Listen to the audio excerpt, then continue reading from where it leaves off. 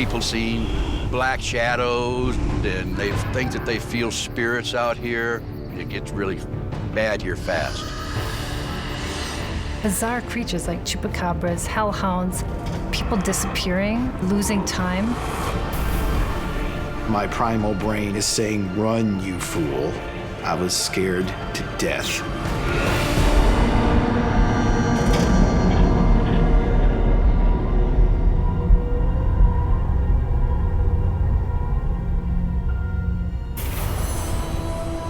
The Badlands. Nature's version of doomsday. Often mistaken for desert, but in the Badlands, there's next to no nutrients, no soil, nothing grows. It's all cracking, eroding rock. The best-known formations are found in South Dakota, but they exist throughout America's Middle West. Desolate, outlying tracts of emptiness, without a living soul for miles. This weird, otherworldly terrain here that's actually more reminiscent of Mars than anywhere else is very, very ancient and lends itself to fantastic stories and fantastic events. The Badlands does seem to be a hotspot for UFOs, strange lights, and just odd phenomena. In the Badlands, anything does sort of seem possible. Great looming shadows and anything can kind of jump out at you. There's always the possibility somewhere at the back of your mind that something could be lurking out there. In a landscape so crazed, legends thrive about unwary travelers, falling victim to something monstrous and wicked.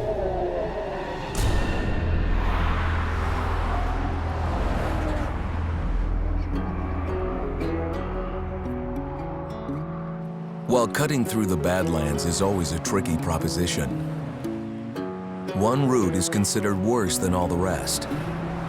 Some would say, godforsaken. It began innocently enough, just a numerical change along Route 66 on the highway maps. Now, the north-south branch from Colorado to New Mexico would read 666. Just one more 6. But now this isolated stretch of asphalt was marked, destined for the full wrath of God. 666 is the mark of the beast in the New Testament. And that's what scared people off or created a bad connotation about the name. There's many people who feel simply because of the number 666, highways haunted or evil, even possessed. I think being called the Devil's Highway is probably more because of the incidents that have happened on that highway, the amount of truck crashes and car crashes that have happened on that highway.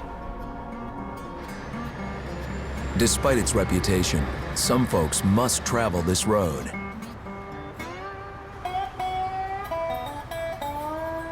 Truckers like Carl Smith.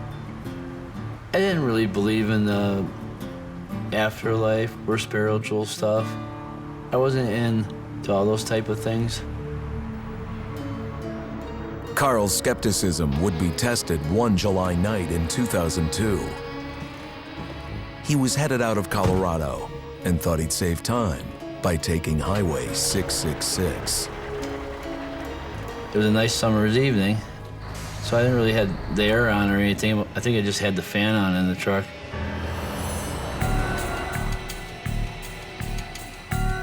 In the Badlands, the highway abruptly changed to steep curves and switchbacks. As you turn the truck, you can see the tail of the trailer. If you cut it too short, you're gonna go down off the side of the road. If you make a mistake, it's gonna probably be your last one. Then, trouble began inside Carl's truck. My truck just got like cold. Like somebody just turned an industrial AC on, almost like I drove into a freezer box. And then I got the strangest feeling that, there's something here with me. Something or someone's here in my truck.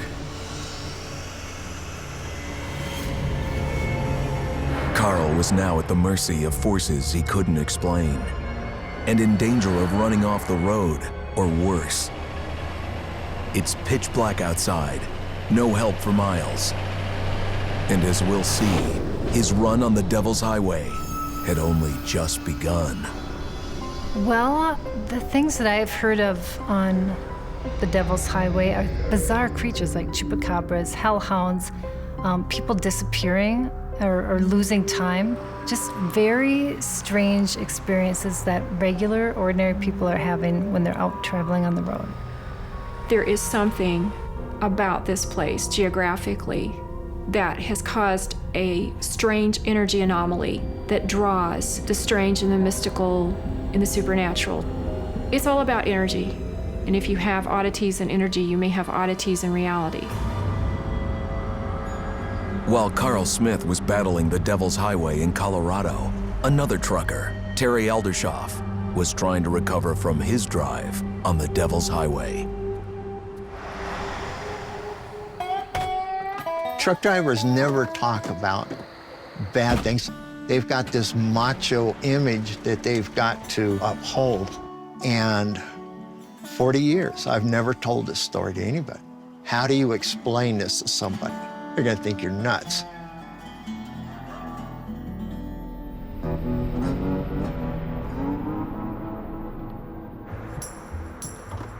In 1973, Terry Aldershoff was just back from 2 tours in Vietnam. Trying to escape the horrors of war, he bought a truck and hit the open road. Driving through the Badlands was very peaceful. It was quiet. It was therapeutic to me. Escape was what he needed. But one fall day, Terry caught a load out of Safford, Arizona, headed to Denver. That put him en route down Highway 666. When I pulled out, the sun was just set behind the mountains on the west. And all of a sudden, there was like a cloud mass hanging up over the top of the mountains on the eastern side. Instead of hanging there like a normal cloud bank would, it's coming down the side of the mountain.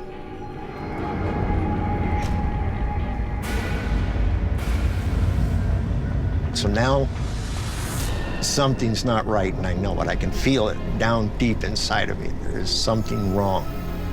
2 things run through my mind. Can I outrun it, or should I stop? And I thought, I can outrun it. I can outrun anything. Terry puts pedal to the metal. The faster I went, it stayed right on top of me. Then all of a sudden, it got oppressively close. It was like right down on top of the truck. And it started having these green electrostatic flashes, almost like green lightning. And it was right over the top of me. So I'm trying to see the road, and these green flashes are blinding. I think, I can get out of this. I can get out of this. And I kept speeding up and speeding up and speeding up. And pretty soon I was doing everything the truck could do, and it still was on top of me. 80,000 pounds of motoring metal flying down asphalt at top speed. Terry Aldershoff's best efforts to break free are going nowhere. I was scared. Now all of a sudden, the Devil's Highway had, it had a meaning.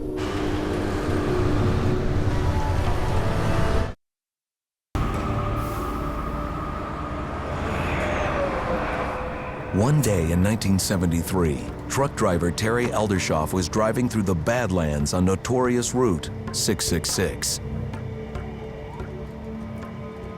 Suddenly, a mysterious cloud started chasing him down.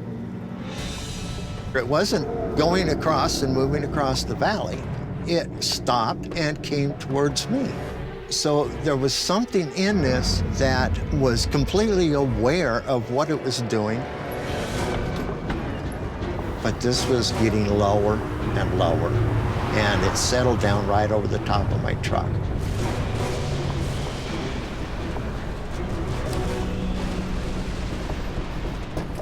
The dash lights were the first thing to go out. Then the headlights. Then the speedometer dropped down to 0. This green electrostatic lightning is running across the bottom of this cloud, lighting up the road in front of me. And I kept driving faster and faster. And you have no idea how fast you're going. You've got no speedometer, but when the engine starts to float, you're going as fast as you can. And it was floating. And this thing was still over the top of me. I have never been so scared in my whole life. I had no idea what it was going to do. Eventually, Terry has no choice.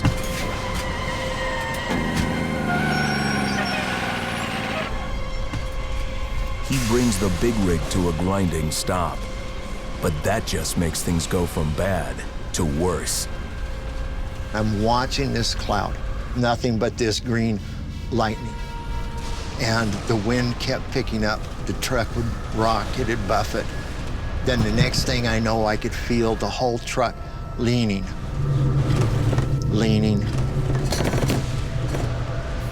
And then it'd drop. And it felt like it was actually coming off the ground. An 80,000-pound truck does not come off the ground easily. And dry, so dry. I could barely swallow. My tongue kept sticking to the roof of my mouth. And I can feel this electrostatic lightning or whatever it is. It's reverberating in my jaw. And it kept getting louder and louder and louder. And finally I thought, I gotta get out of here. It was as if this cloud was a hunter, and Terry, the hunted. The only thing I could think of was to get out of its line of sight. So I jumped back in the back. The vibration in my head, it made it feel like it was going to explode. I was going out of my mind with the noise.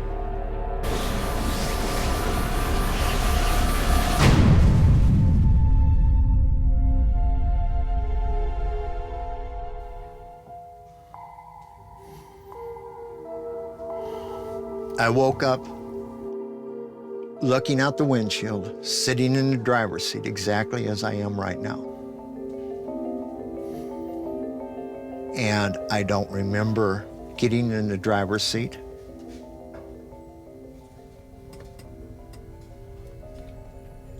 Everything's working. All the lights are back on. And I look down at my watch, and 4 hours went by. And I ended up driving over 100 miles and do not remember doing it. When a cloud doesn't behave like a cloud, and it doesn't behave like a lightning storm, and it behaves like a predator, something's going on. There have been a lot of stories of this strange electric fog phenomenon, or of a UFO coming out of a cloud. So that wasn't the first story of something hidden in a cloud that was strange. It was like using a cloud as cover.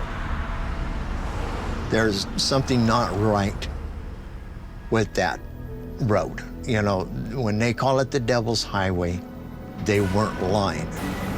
Terry doesn't know how he survived his run on Highway 666.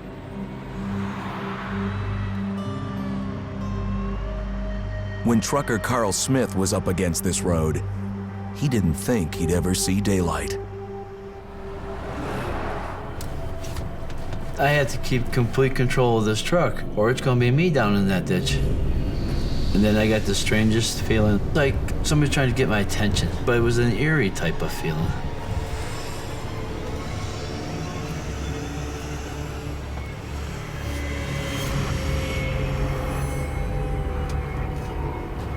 Then I looked and I seen this figure next to me in the passenger seat. It was like a misty fog of this silhouette of a person actually sitting there.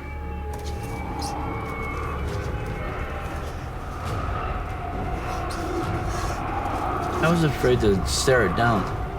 Kind of like staring down a wild dog, you know, you stare at it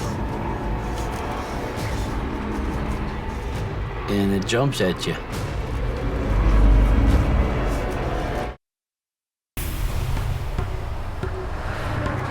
In the midst of a white-knuckle drive on Highway 666, trucker Carl Smith suddenly noticed he's not alone. I'm trying not to stare at this thing next to me and keep on the road straight going ahead. This person or entity, whichever anybody wants to call it, now it's a complete distraction. And now I'm looking at, well, okay, I could turn too far. I'll end up off into this canyon somewhere. It becomes very nerve-wracking. Every muscle in your body is like tense at that moment. You're just like, well, this can be it. When I finally built up some more nerve there, I glanced back over again. Then it was just faded away. And it was just gone and everything was just like nothing happened except for my nerves were still all on end.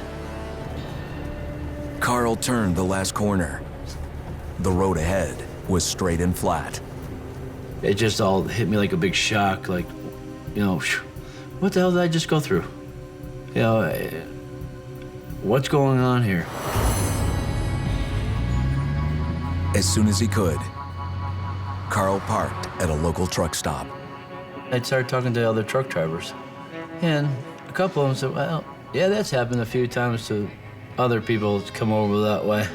A lot of the drivers and the people that live in the area believe that that trucker who gets in your truck with you tries to guide you through that section of road where it caused him his demise. One possibility that occurs to me is that there are some kinds of guardians that look out for travelers. I have friends that think that it's evil just because of the 666, with that being the devil's number, but I feel there's also good spirits that could be warning you. I really don't know what it was next to me. It could have been a guardian. I could believe that the person that was in my truck or the spirit that was in my truck was that trucker that never made it through the turns and didn't make it to the bottom of the Devil's Highway.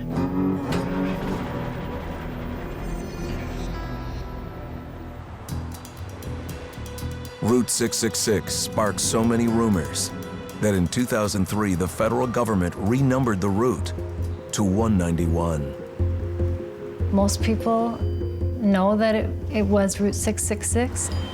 You can change the name and change the energy of a place, but there's still that undercurrent.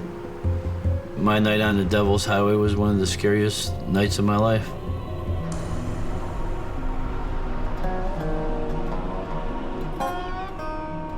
"500 miles east of old Route 666, the West Texas Badlands meet the vast, empty plains. Over millions of years, wind and rain carved this region in spectacular ways. A beautiful, yet desolate place. You don't have to get very far outside of town to feel very isolated with the curves and the twists and the terrain, the rocks and things. There's just always a sense that there's something hidden, something watching you. There are a lot of legends and mysteries about this place, and yet I don't think anyone ever saw anything like I did.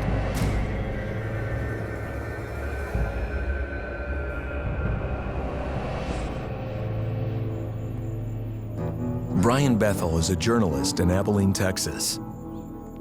For nearly 20 years, he's covered city politics, community issues, and major events.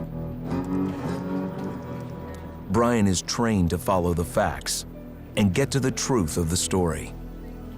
Brian is a reporter in that old school style. Brian's not going to be the first guy to go. Somebody says that they've seen something weird, obviously it must be true.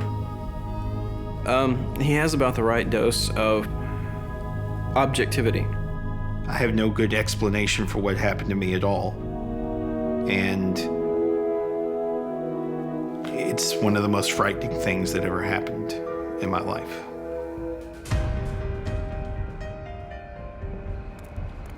In the spring of 1996, Brian was busy covering city council meetings and rushing to file his stories by deadline. Then one evening, he remembered an unpaid bill, one he had to take care of across town that very day.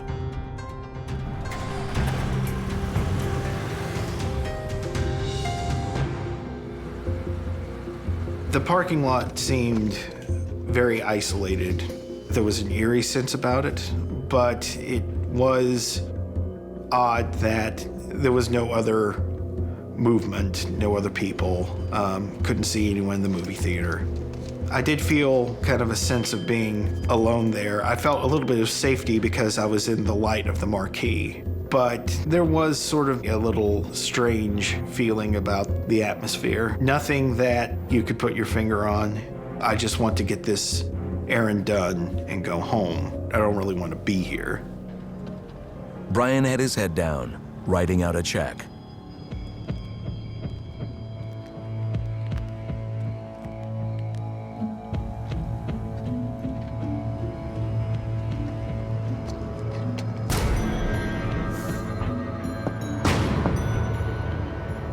There's this very sharp rap at the door, and it startled me. I look over, and there's two young men standing outside. They might be somewhere between 9 to 14, both of them wearing pullover hoodies. I rolled down the window very slightly and said, "Can I help you?" That's when things began to get just really weird. Hey, mister. The older of the pair did all the talking. He says, "Hey, mister, we left our money at home and we want to see the movie. Can you drive us to our mother's house?"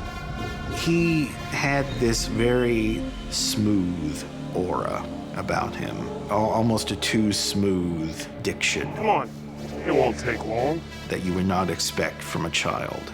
Almost immediately, there was this primal, terrible fear that began to grip me. There's something wrong about them. And it's not just the smoothness of the spokesman. Some part of my primal brain is saying, "Run, you fool."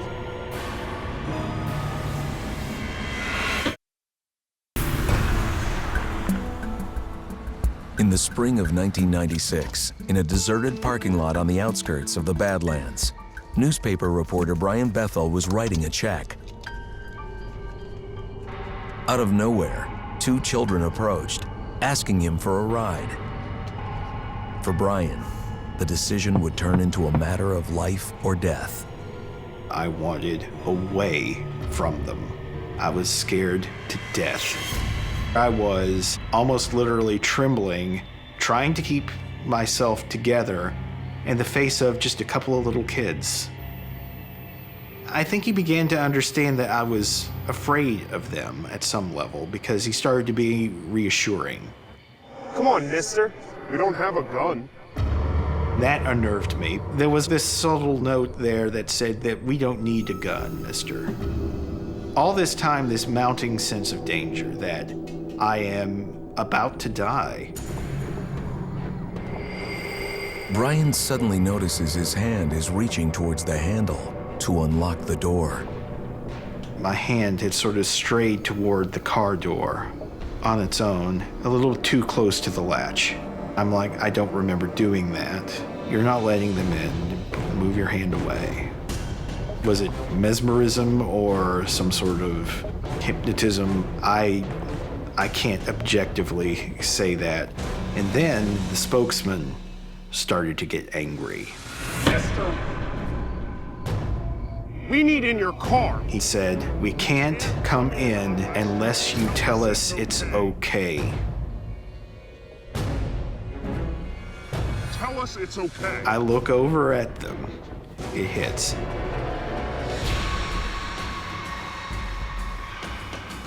I see their eyes, and they are cold black, soulless orbs. No iris, no sclera, just one black void.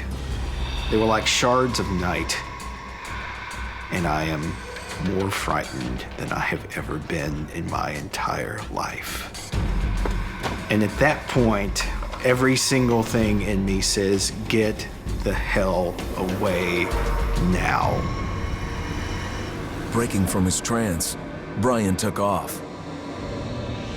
I ripped out of the parking lot as quickly as I possibly could, only taking a moment to look in my rearview mirror and see that there was no one standing where the children were. They were gone. It was like that they almost just vanished. I don't even remember the drive home. All I know is that I got there absolutely terrified. I was chilled to the soul. Still shaken by the encounter, Brian calls his best friend Chad Beavers, a psychologist in nearby Amarillo. I have never heard Brian being scared at all, ever. Certainly not like this. It freaked me out almost as much as I think he was freaked out. Brian still has no idea what it was that he encountered. People have various theories, everything from vampires to ghosts to aliens. I think black-eyed kids are terrifying because they're extremely predatory and they are sort of relentless. And this is the other part that's scary. You have to know that you can't let them in or accept their help because that's how you've given away your power and now they have a way to access you. I believe that I was being hunted in some manner. They use camouflage or subterfuge to draw in prey because we are hardwired to look at children and say, these are innocent creatures.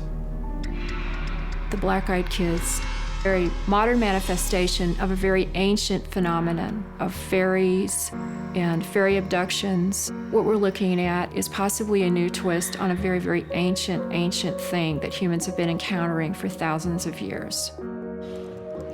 Brian wrote about his experience, the first report of its kind, and as the incident spread from the Badlands, dozens of people contacted Brian about their own black-eyed kid encounters. I'm driving home and there are two children walking up the hill. So I pull over and I say, you guys all right? Do you want me to call your mom? One of them said to me, let me in the car. I said, no, I'll call your mom. The other one said, let us in the car. I had this feeling of doom and dread. And they both looked at me and they were as pale could be with black eyes. I became very, very panicked. I started saying the St. Michael prayer. St. Michael the Archangel, your protection against the snares of the devil. There are no confirmed cases of death at the hands of black-eyed kids. But it's the stories Brian has never heard that worry him. I wonder about the people who just saw a couple of kids and said, sure, you can come in, I'll give you a ride. And then what happens to them? Can I help you? If a black-eyed kid knocks on your door, don't let him in, because it may be the last thing that you do. Dangerous roads, iffy hitchhikers. Just a couple of ways the Badlands can lead to misery and evil. In another corner of the region, an entirely different route to misfortune. A place where ordinary people tempt fate with a legendary curse. East of Phoenix, Arizona, there's a range of mountains known as the Superstitions.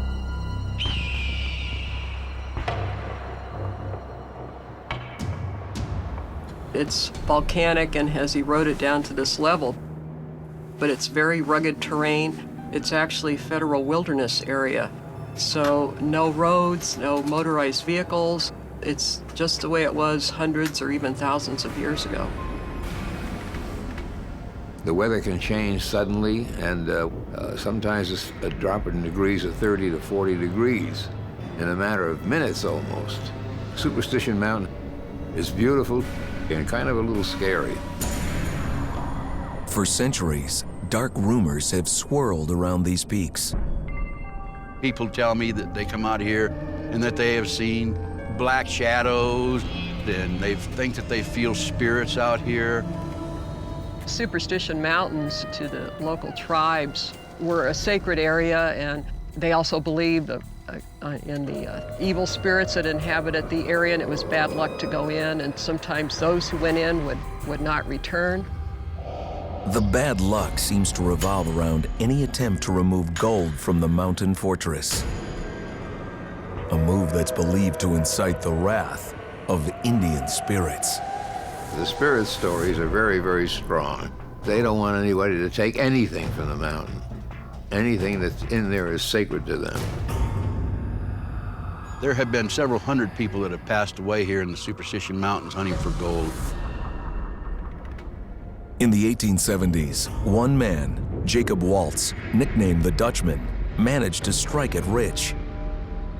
Somewhere within this mountain, Waltz found a gold mine, and it's lured prospectors here ever since.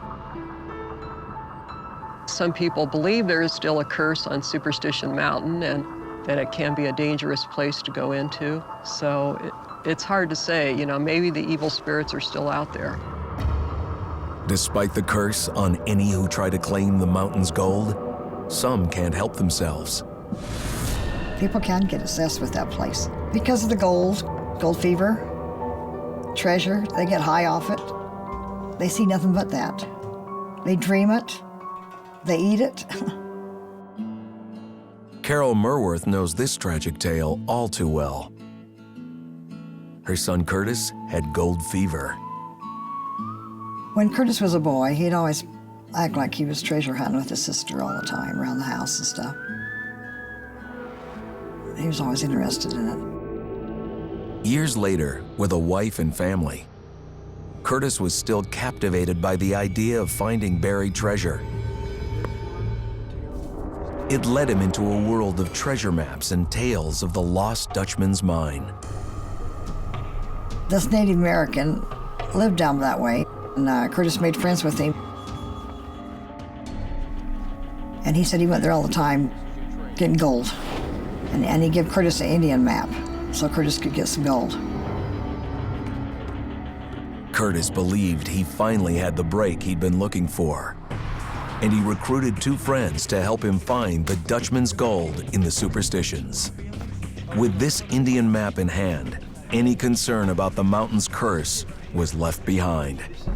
Curtis thought that it was nonsense about the curse. All he was interested in was finding the gold. In the last few days before Curtis's expedition, his mother began having frightening premonitions.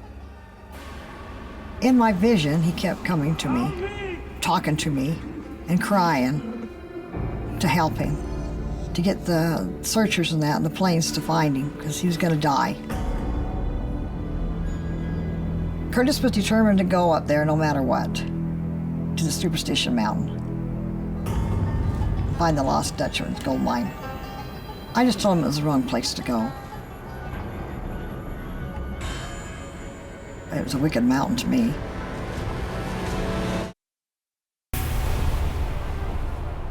In the summer of 2010, Curtis Merworth and two friends hiked into the Superstition Mountains in search of the Lost Dutchman's gold. Hiking these desolate Badlands is difficult any time. But Curtis was taking on the Superstitions, a place darkened with a dangerous curse. The Superstitions just have all kinds of different stories and lore about the things that have happened to people out here. And many people have even been decapitated out here while they're out here hunting for this treasure. I told him, please don't go, we need you, I'll never see you again. And he just went on, ignored me. Armed with a map given to them by a Native American elder, the men planned on 3 days to find the gold. The spirits try to guide you off the trail when you're trying to find things. Confuse you. They don't want you to find their gold.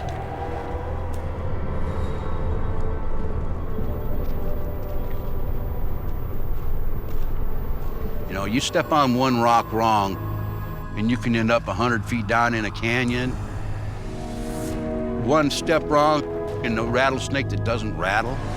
The Badlands is a good name for the Superstition Mountain area. Things can go wrong within a matter of a minute. He's gonna go for 3 days and come back. And he didn't come back, so I knew something was the matter.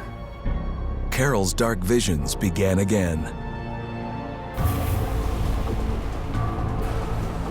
In my vision, he feels bad because he can't find his way back. I could see him, and I could see him yelling, "Help, help me." They were lost, and he was crying,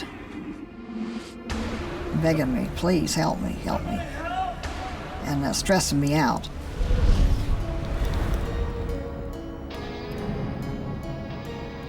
After several days, Carol notified the search and rescue team. The searchers went out with planes, with dogs, even on horseback, and there were volunteers that went out on foot. A lot of times they had to go out at night because of the heat, but they could not find the lost hikers. Days turned into 6 long months with no news. I almost had a nervous breakdown, and it's hard when people go missing and you don't know what's happened to them.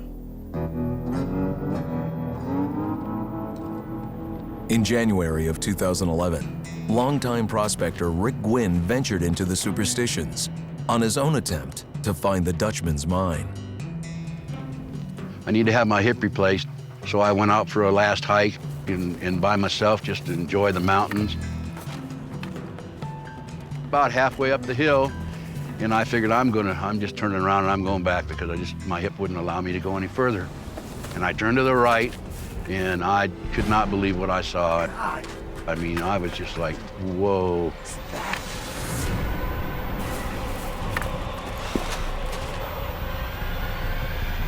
There I saw the remains of a gentleman by the way he was dressed.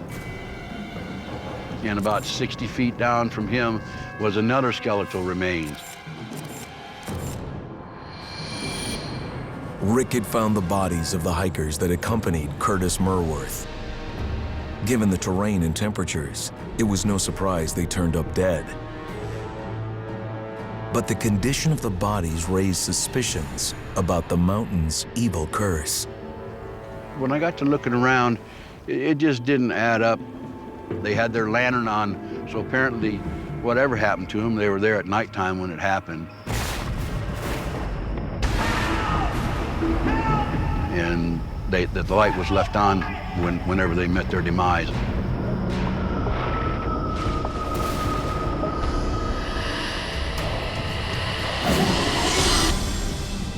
There were 2 holes in the back of a gentleman's head, which is just not normal. Most people don't have those there.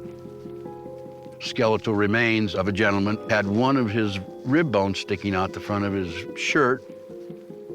It looked as though his ribs in the back had been blown in, actually, is what it was.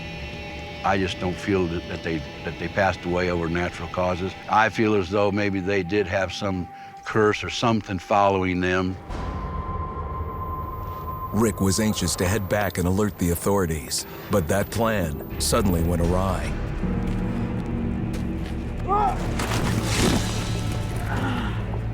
It was unbelievable. It was like somebody was holding me there. The curse almost got me. Like many treasure seekers before, Curtis Merworth and 2 friends trekked into the Superstition Mountains, lured by legends of gold. And just like dozens before, they disappeared. It might have stayed that way if not for Rick Gwynn, a prospector who managed to find the bodies. The mountain had already taken its toll on the hikers. Rick thought he might be next. I tripped and fell down, and my doggone backpack got caught up on some of the stubs of the trees that were there. I was about to roll off of the hill.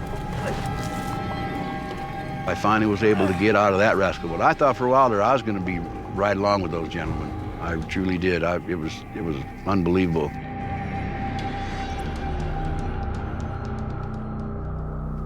I was ready to get the hell out of there that morning, for sure. I don't know why I felt so bad, as bad as I did. there was something else that just made me feel really, really strange and bad out there. And I don't normally ever get that way in the mountains, you know, at all, but that place just seemed to be really eerie. Later that day, Carol Merworth gets the news that 2 bodies had been found, but not her son Curtis. I thought they'd be together. But when they didn't find him, then I got really upset. Because I thought, oh, where did he go? 2 weeks more, and 6 long months since Curtis left, the sad news finally arrived. They found Curtis about a half a mile from the other bodies. His remains were broken and scattered. His bones, his legs, and that was scattered 3 miles away in different pieces. I feel like the spirits tore my son up, and it's also a warning to other people not to go up there to Superstition Mountain, because this is what could happen to them. I feel like the curse killed my son. If there is a curse, it still had not yet claimed its final victim. The Indian gentleman that gave them the map, it's kind of strange that he would die also at the very same time that these gentlemen disappeared.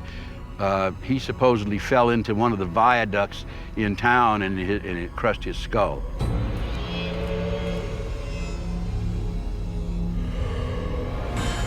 I think that it might have been connected to the curse. The reason being is I don't think he was supposed to tell anybody about where the Indians hope these treasures buried out here. 4 people died going to Superstition Mountain because it's cursed. That's why all 4 of them died, including my son.